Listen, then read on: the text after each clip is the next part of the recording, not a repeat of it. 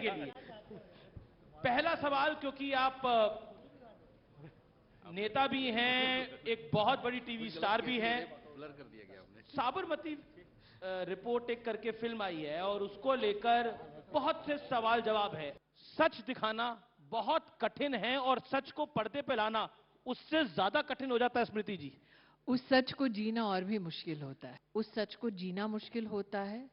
और आज उस सच को दर्शाने की अगर किसी ने हिम्मत जुटाई है तो ऐसी फिल्म की क्रू को, ऐसी टीम को भी मेरी ओर से बहुत शुभकामनाएं हैं। चाहे 2002 का दौर हो, चाहे ये 2024 का दौर हो, नैरेटिव बिल्डिंग जो है वो बहुत महत्वपूर्ण रोल अदा करता है। लेकिन नैरेटिव बिल्डिंग के अंदर कई लोग विक्टिम बनते हैं, हमने उसको बनते हुए देखा है। क्या आपको लगता है कि जिस सच की बात हो रही है वो सच वाकई इतना कड़वा होता है कि कई लोगों को इतना आखरता है कि वो निश्चित तौर पर दूसरे व्यक्ति के परिवार को भी धमकियां देने लग जाते हैं? देखिए, कुछ लोग अपनी राजनीति सिर्फ नैरेटिव के आधार पर करते हैं। जितना मैंने प्रधानमंत्री मोदी जी को देखा है, गुजरात के मुख्यमंत्री से लेकर अब प्रधानमंत्री की उनकी यात्रा को, उनकी राजनीति कभी भी नैरेटिव बेस नहीं हुई है। उनकी राजनीति हमेशा डेवलपमेंट के आधार पर रही है। और जब डेवलपमेंट का, विकास का कोई तोड़ ना हो तो इस प्रकार के नैरेटिव गढ़े जाते हैं कि आदमी टूट जाए अगर मुद्दा ना टूट पाए। तो कहीं ना कहीं ये Narendra Modi as a human being, as a political leader, as a political institution, उनकी काबिलियत का बहुत बड़ा प्रमाण है कि इतने बड़े, मुझे लगता है, अटैक के बावजूद जब स्टेट के इंस्ट्रूमेंट्स उनके खिलाफ भी इस्तेमाल किए जा रहे थे, वो तटस्थ थे। जी, क्योंकि नैरेटिव बिल्डिंग की बात हो रही है। 2024 का लोकसभा चुनाव था, मैंने उस चुनाव को खुद बहुत अच्छे से कवर किया। 2014 हो, 2019 हो, 2009 हो, लेकिन 2024 के चुनाव के अंदर एक नैरेटिव बिल्ड किया गया कि मोदी तीसरी बार आएगा तो आरक्षण समाप्त हो जाएगा। मोदी तीसरी बार अगर प्रधानमंत्री बनेगा तो संविधान को बदल देगा। क्या आपको लगता है उस नैरेटिव ने बीजेपी को एक बड़ा नुकसान दिया और उत्तर प्रदेश हो चाहे महाराष्ट्र हो, सीटें बीजेपी की कम हुई? मुझे लगता है कि अगर आप 2024 का चुनाव विशेषतः 2014 के नजर से देखें तो 24 का चुनाव तो नामुमकिन सा था। इनफैक्ट 24 ही क्यों, 19 में भी नरेंद्र मोदी का जीतना लोगों को मुमकिन लगता ही नहीं था।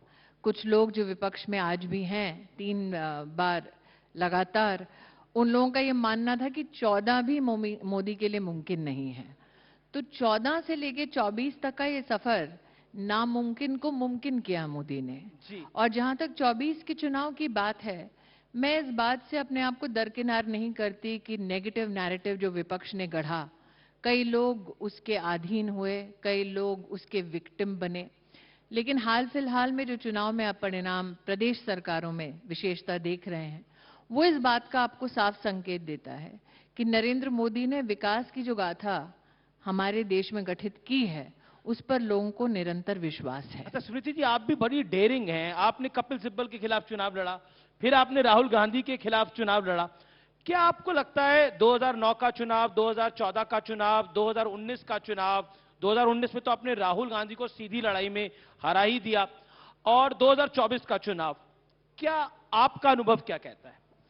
मेरा अनुभव ये कहता है कि बहुत कम लोग ऐसे हैं जो दिल्ली की सड़कों से उठकर देश के राष्ट्रपति के समकक्ष, देश की कैबिनेट के मंत्री होने के नाते खड़े होने का सौभाग्य प्राप्त करते हैं। बहुत कम लोग ऐसे हैं जो मीडिया में भी एक खिताब पाते हैं और राजनीति में भी छाप छोड़ते हैं। बहुत कम लोग ऐसे हैं, और मैं इसमें महिला पुरुष का भेद नहीं करती, क्योंकि अगर आप अमेठी का ही इतिहास देखें तो किसी भी नॉन कांग्रेस एमपी ने 5 साल कभी अमेठी में पूरे नहीं किए। तो बहुत कम लोग होते हैं जो 5 साल भी पूरे कर पाते हैं। बहुत कम लोग हैं, इनफैक्ट मैं शायद एक ही हूं पूरे देश के इतिहास में जिसने कांग्रेस के राष्ट्रीय अध्यक्ष को हराया है। जी, तो जब इतने खिताब पा चुकी हूं तो एक हिंदी में शब्द है सिंहावलोकन, मतलब पलट के देखता है शेर एक बार जरूर कि उसकी यात्रा कैसी रही। तो मैंने जब पलट कर देखा तो यात्रा इतनी भी बुरी नहीं है। जी, लेकिन 2019 में आपने राहुल गांधी को हराया, लेकिन 2024 में आते आते बदल क्या गया नैरेटिव? जो बदला, मुझे लगता है पार्टी की 4 दीवारी पर उसमें चर्चा जो मैंने की है वही पर्याप्त है। उसको सार्वजनिक रूप से छेड़ने से 2 बातें होंगी। एक दिन जब सच सामने आएगा तो शायद लोगों को लगे कि आपने कल तो ऐसा कहा, आज ऐसा क्यों कह रही हैं। जी, तो कुछ सच आएगा चीजें सामने, आपको लगता है? चीजें ऐसी हैं जो पार्टी की चार दीवारी में ही बोलना उनको बेहतर होगा। आपने हाल ही के विधानसभा चुनावों की बात करी, लेकिन उन चुनावों में तो भारतीय जनता पार्टी कुछ में जीती, कुछ में बीजेपी का परफॉर्मेंस नहीं अच्छा रहा, लेकिन विपक्ष कहता है कि सब ईवीएम का खेल है, ईवीएम की वजह से देखिए, सब कुछ जहां हो रहा वो है। जीतते हैं वहां ईवीएम का खेला नहीं होता, वो जहां कहते हैं वो वो तो हारते वहां हैं, वहां पर जहां जीत हारते रहे हैं हैं। वहीं पे ईवीएम का खेला मानते हैं। लेकिन मुझे ऐसा लगता है कि ईवीएम के ऊपर उनका प्रहार मात्र हमारे लोकतंत्र पर प्रहार नहीं है, नरेंद्र मोदी के legitimate right to serve the people of the country, उस पर प्रहार है। वो चाहते ही नहीं है कि नरेंद्र मोदी को कभी भी इलेक्टोरल लेजिटिमेसी मिले। बार बार नरेंद्र मोदी के नेतृत्व में भाजपा का चुनाव जीतना उनके लिए घातक है, उनके लिए सबसे बड़ा मुझे लगता है एक चुनौती का विषय है।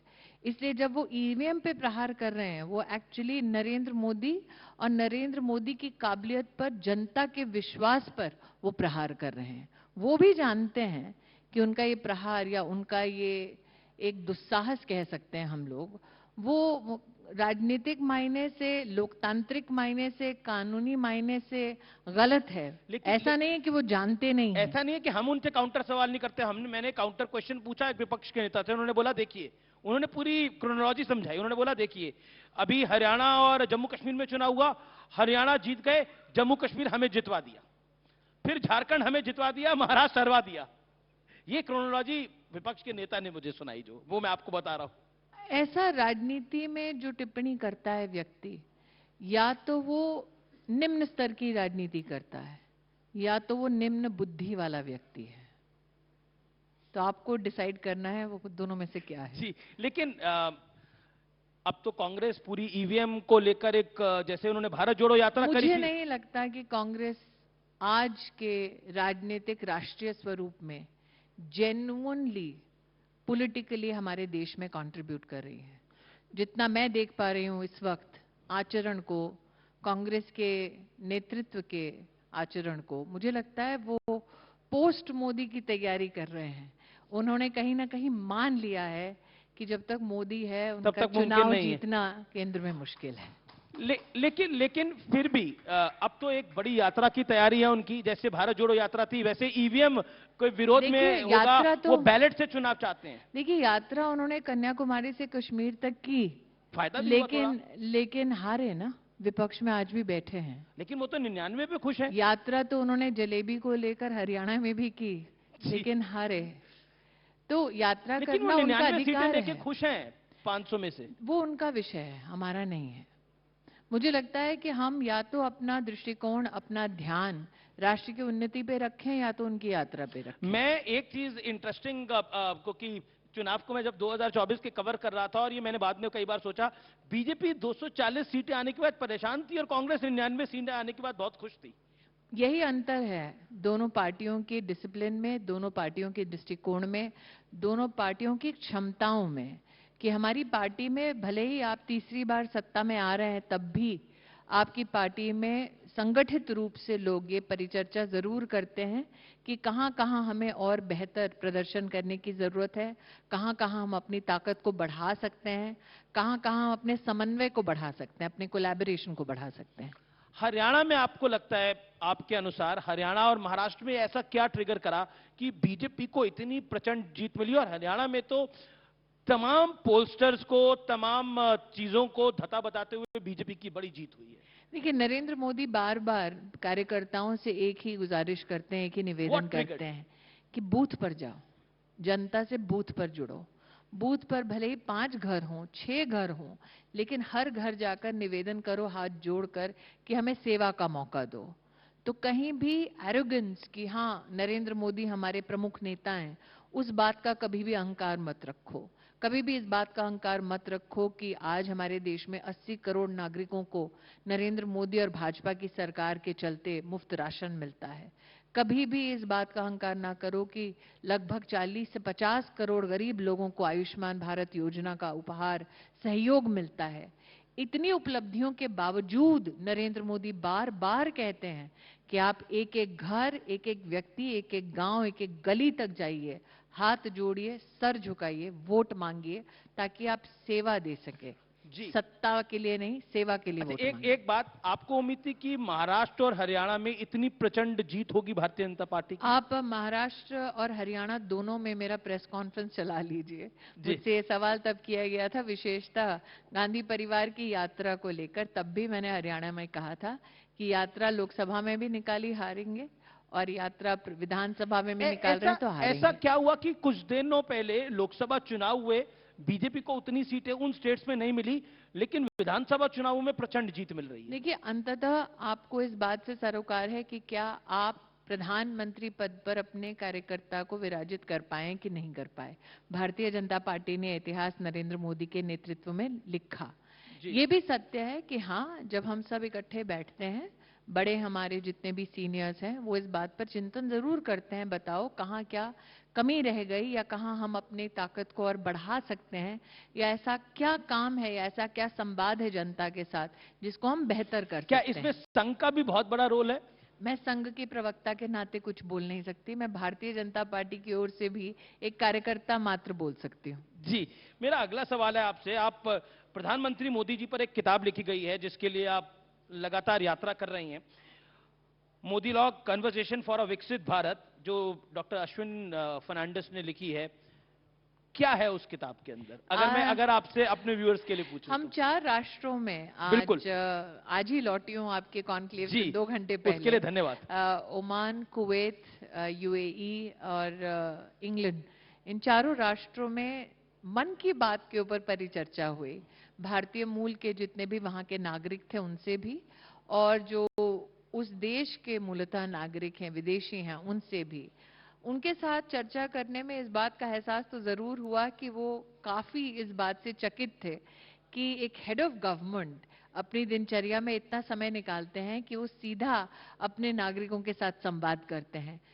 विश्व भर में ऐसा कोई भी प्रधान सेवक नहीं है, और भारत के पास ऐसी भूमिका में नरेंद्र मोदी हैं।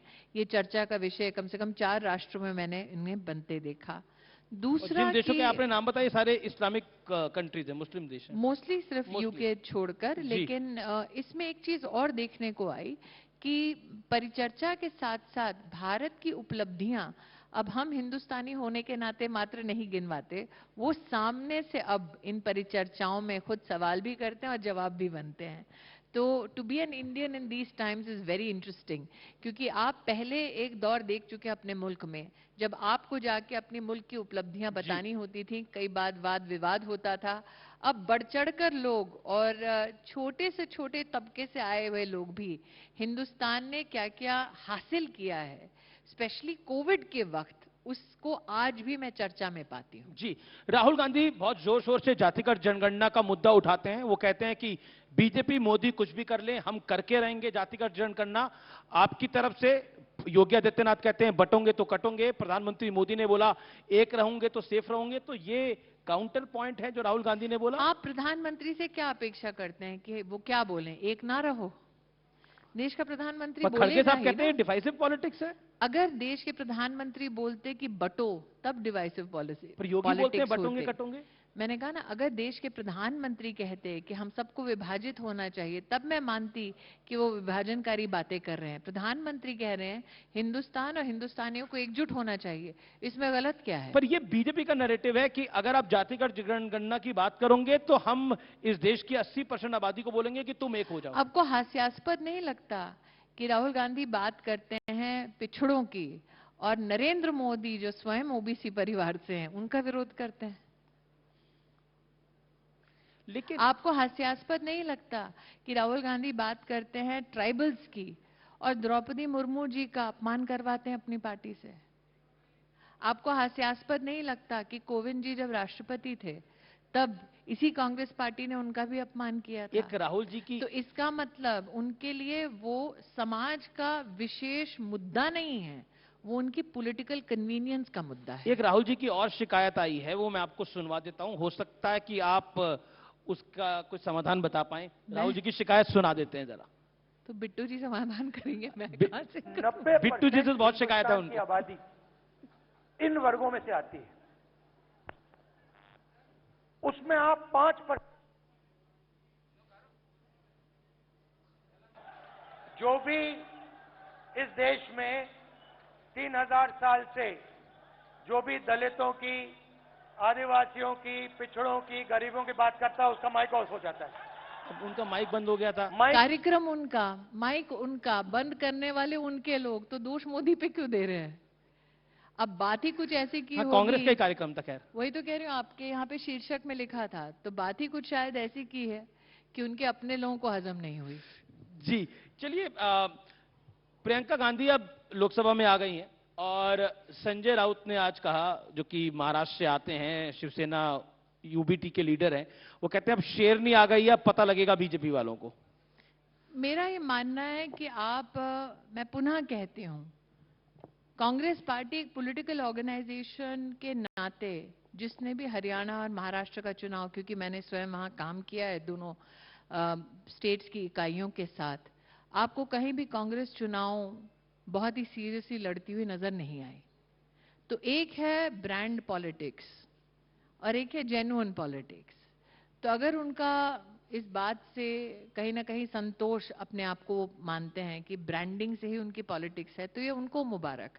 मुझे लगता है नरेंद्र मोदी के नेतृत्व में भाजपा के हर कार्यकर्ता को एक ही संकेत है, एक ही कहीं ना कहीं हमें मार्गदर्शन है कि आप ये बताइए कि जनता का उस गांव में, उस गली में, उस मोहल्ले में आप क्या सेवा का कार्य कर सकते हैं। एक एक तस्वीरें कुछ आ रही हैं, आइए दिखा देते हैं आपको।